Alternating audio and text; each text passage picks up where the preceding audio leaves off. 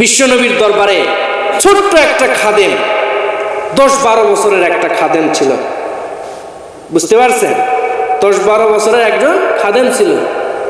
এটার ঘটনা বলে আমি আলোচনা শেষ করে দিচ্ছি, যদিও কারেন্ট নেই। আমারও বলতে কষ্ট হচ্ছে, আপনাদেরও গরমে কষ্ট হচ্ছে, আপনার বিরক্ত হচ্ছেন মনে হচ্ছে। বলবো কি, এই যে আপনি সম্পদ নিয়ে এত পেরেশান, বিশ্বনবীর দরবারে একজন ছোট খাদেম ছিল। তার মা বলেছে, আমার সন্তানকে বিশ্বনবীর জন্য খেদমতের জন্য ওয়াকফ করে দিলাম। তার নাম আনাস রাদিয়াল্লাহু আনহু। কি নাম বলে? আনাস। এই আনাসকে ছোট বয়স থেকে বিশ্বনবীর দরবারে তার মা দিয়ে দিয়েছে, বলছে যে এই সন্তানকে আপনার জন্য ওয়াকফ করে দিলাম আল্লাহর হস্তে, এটা আপনার খাদেম। এই সন্তান যখন বিশ্বনবীর দরবারে যায় আসে, সন্তানের মাধ্যম দিয়ে মা অনেক কিছু শুনতে পায়, যে আজকে বিশ্বনবীর দরবারে অমুকে এসেছে। আশ্চর্য হয়ে গেলেন, দেখলেন যে তার হাতে হাত দিয়ে কলেমা পড়ে মুসলমান হলেন, বিশ্বনবীর সাথে গিয়েছেন, অমুক জায়গায় যায় এইরকম, এটা মুজিজা দেখালেন, এটা দেখালেন, এর জন্য দোয়া করেছেন, ইনি ধনী হয়ে গেছেন, এর জন্য দোয়া করেছেন, ইনি সুস্থ হয়ে গেছেন।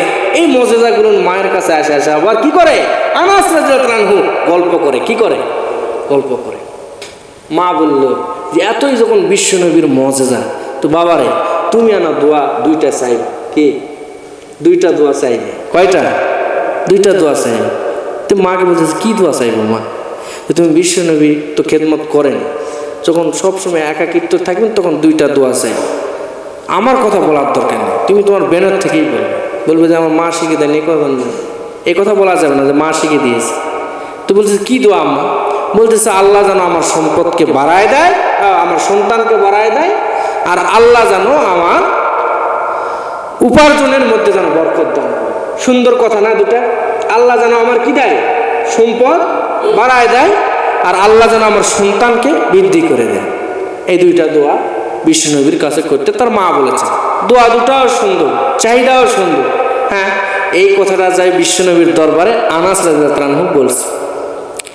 এই দোয়া, এই বাচ্চার জন্য দোয়া বিশ্বনবী করেছে সেই ছোটবেলায়। বিশ্বনবী বলেছে, আল্লাহ আনাসকে আপনি এত সন্তান দান করো। আল্লাহ আনাসের চাহিদা সন্তান বেশি নিবে, আনাসের চাহিদাটা আল্লাহ কবুল করে নিও। এই দোয়া আল্লাহ কবুল করে নিন। সম্পদের মধ্যে আল্লাহ তাআলা বরকত দান করে দিও। এই দোয়াটাও বিশ্বনবী করেছিলেন। আল্লাহর দরবারে যখন করেছিলেন, আল্লাহ রব্বুল আলামিন এই বিশ্বনবীর মুখের দোয়া আনাসের জন্যই 2টা কবুল করে নিয়েছেন। চিল্লায় বলি সুবহানাল্লাহ। এরপর থেকে আনাস বড় হতে লাগলেন, বিবাহ করলেন। সন্তান বাড়তে বাড়তে বছর যায়, আল্লাহ তাআলা প্রতি বছরে একটা করে সন্তান দেয়। এভাবে করতে করতে এত বিবির সংখ্যাও বেড়ে যায়, এত বিবিও বেড়ে যায়, সন্তানও বেড়ে যায়।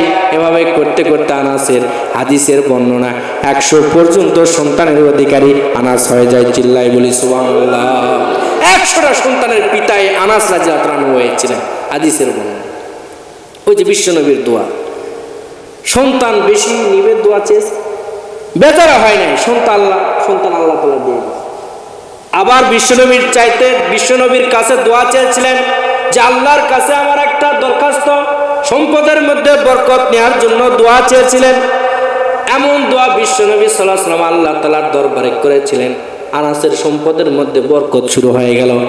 আনাসের মক্কার গোটা নগরীর মধ্যে সমস্ত মানুষের খেজুর গাছে খেজুর ধরে একটা, আনাসের খেজুরের গাছে খেজুর ধরে 2টা। এক্সাম্পল দিচ্ছি একটা বোঝার জন্য। আপনার গাছে যদি খেজুর হয় 1 মণ, আনাসের গাছের খেজুর হয় 2 মণ। আপনার ছাগলের বাচ্চা যদি হয়, মক্কার অন্যান্য লোকের যদি ছাগলের বাচ্চা যদি হয় একটা, বছরে একটা বাচ্চা প্রসব করে একটা, আর আনাসের বাচ্চা প্রসব করে 4টা। সুবহানাল্লাহ বলেন। মক্কার মধ্যে যদি একটা উটনির যদি একটা বাচ্চা হয়, আনাস রাদিয়াল্লাহু আনহু উটনির বাচ্চা হয় 2টা। সুবহানাল্লাহ বলেন। এভাবে সম্পদের মধ্যে বরকত। মক্কার লোকের যদি একটা ছাগলের বাচ্চার যদি দুধ হয়, ছাগলের এরকম যদি দুগ্ধ হয় 5 কেজি, আনাসের হয় 10 কেজি। এরকম প্রত্যেকটা সম্পদের মধ্যে যে মানুষের যার সম্পদ যেটা আল্লাহ তাআলা স্থির রেখেছে, বহাল রেখেছে, যা হয় তার চাইতে দ্বিগুণ হয় এই আনাসের। চিল্লাই বলি সুবহানাল্লাহ।